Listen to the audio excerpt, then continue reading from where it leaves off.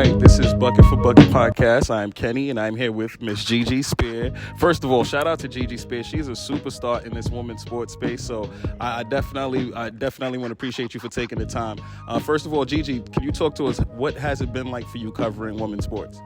Oh my gosh, thank you for that intro, man. I'm so happy to be here. Blessed. This is beautiful, and I'm always so happy to talk to you too. But what has it been like in women's sports? I think it's been so, like, it's like a dream come true.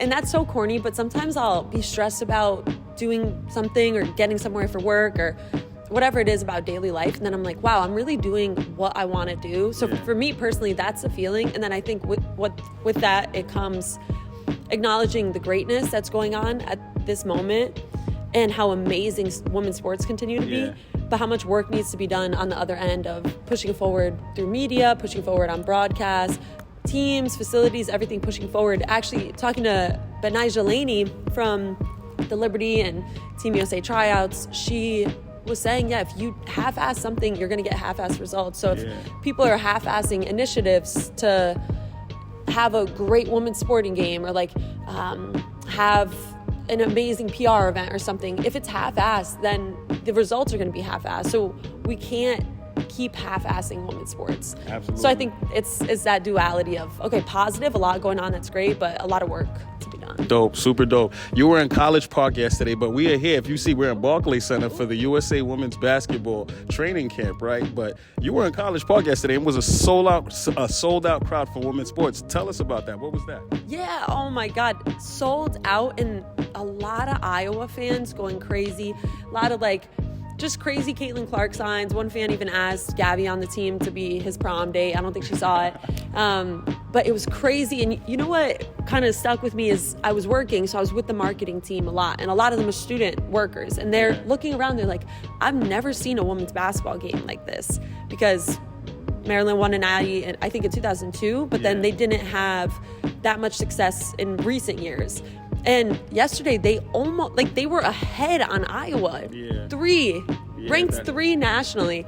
And so it was amazing. And you just felt that atmosphere, and you felt like, man, okay, just keep showing up, because this seems exciting. Yeah, Iowa's exciting, but Maryland, you guys are dogs, and this is your home court. So I think Maryland fans are going to keep showing up way more for the rest of the season now. Okay, that's super dope. And again, like I said, we are at Barclays. You came from Maryland. You came out. You back in New York. What time were you back in New York? Dude, I came right here, hop off Penn Station, straight to it. And I'm walking in and I'm saying bye and good luck to all the players as they're leaving practice. I'm like, all right, cool, nice to see you. Oh, Chelsea, oh, you look good, good luck. Blah, blah, blah. And it was so funny. I was like, damn, I wish I could have watched you guys hoop. All right, and I know you're an athlete yourself, correct? I hope I still am. Of course you still are at the end of the day. And what you're doing is you get ready, you prep, you get ready for games. Do you have a pre-game ritual or something you did as an athlete that you still continue to do, knowing that you get ready to cover these games? I really like to have time alone before, for sure, to sit and make up my own questions and not get too wrapped up in what other people are saying. I want to really experience the vibe for myself. But one thing that inspired me to start doing is in softball, we used to stand at the edge, at the back of the fence, and look at the fields before a game and see what we thought was going to happen. So basically manifest. So I want to do more of that, because you would see and be like, it's not even about you. It's not like, oh, I'm going to ask this person a question. It's like, oh, this person's going to open up about this. You see things happen and you see stories play out before they do. So I want to start doing that. You inspire me. So first of all, I want to congratulate you on what you do, because I see the videos, I see the amazing work, how you control the crowd. So that's super amazing. Keep doing what you're doing. You're very talented, and we want to see you continue to do what you do. I lost my train of thought real quick because can I say something? Of course you can. Anything. Shout out to you, though, because Asia wasn't going to talk to anybody and then talk to you. And I'm like, oh, I got a video for you, by the way. I'm going to send it to you. But that just shows who you are and how you make people feel. And one of the best players in the world. if you not so the much. best player, is like, no, I got to stay. Talk to my man. That's dope. That's dope. super I saw dope. that. Thank you for that shout out, Gigi. Before you go, because I don't want to keep you, I know you're a busy woman, I do want to ask you about what everybody's talking about, the Sabrina versus Steph, the Battle of the Sexes 2. You dropped a video on that and had me, I'm like, Battle of the Sexes 2. This is crazy.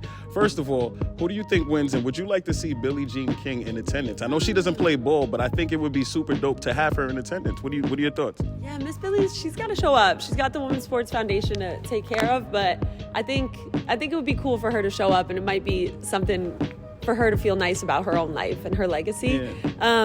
And I think this is a very unique opportunity to showcase women's sports. Let's say worst case scenario, Sabrina, can't make a shot. That probably won't happen, but it might. Whatever. There's always a 1% chance.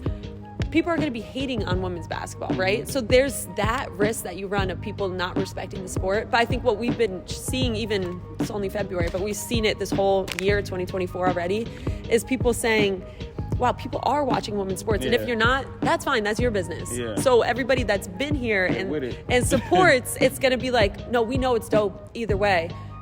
That being said, I do think Sabrina is going to win. Absolutely. Are you kidding? You heard Bro, it. she already beat Steph, 37 points. Yeah. Come on. No, Sab, she's got this. She was locked in here. I didn't see her shoot the three here, so I can't say how good it looked or whatever.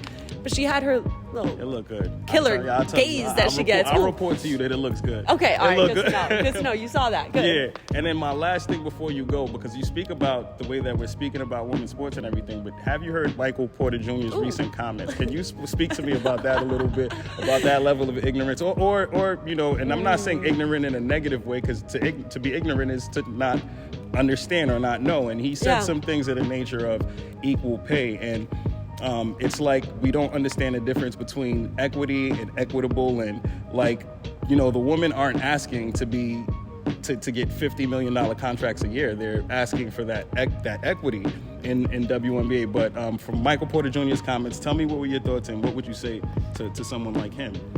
Man, I feel like I have talked to a lot of people who think like him, and they're very stuck in their ways, and I feel sorry for them, because it's like those people who will say nobody watches women's sports. Wake up and go to a game. Like Howard Megdal, I work for him, and he's like, be there, be at the game. It's so different there. And I think what we were all talking about, us little group of media, was that kind of highlights more of a problem of like, okay, we're not going to amplify his platform that much, but we're going to acknowledge that there's a reason they asked him that question. It's a hot topic. And something that is a hot topic and it's so widely debated, it's obviously so important. And I think our side that's so pro women's sports, we are so great at banding together and calling him an asshole and being like, just read, just read. Look, just like observe, because it is happening and it's only going to keep on getting better. But we don't, as a world, we don't give enough credit to women's sports, and we don't let women and girls just be free to play without these like preconceived notions that they can't. That's a way deeper conversation. But what would I say to him? I probably just wouldn't talk to him. Yeah. You heard it there first. The cold shoulder to Michael Porter Jr. You already heard. Turning our back to that. But this is Gigi Speer. This is Kenny from Bucket for Bucket Podcast. Gigi, do you want to leave the people with anything before you go? This is the man. He's doing great things. I am happy to be here. I would say, basketball fans, I'm going to plug a different sport real quick.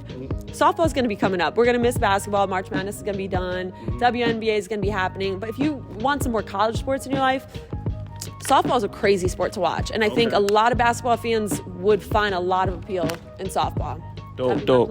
www.ggspear.com, all right? Don't you forget it. Peace out, y'all. Energy, I'm on Roy. Bucket for bucket, let's go shot for shot.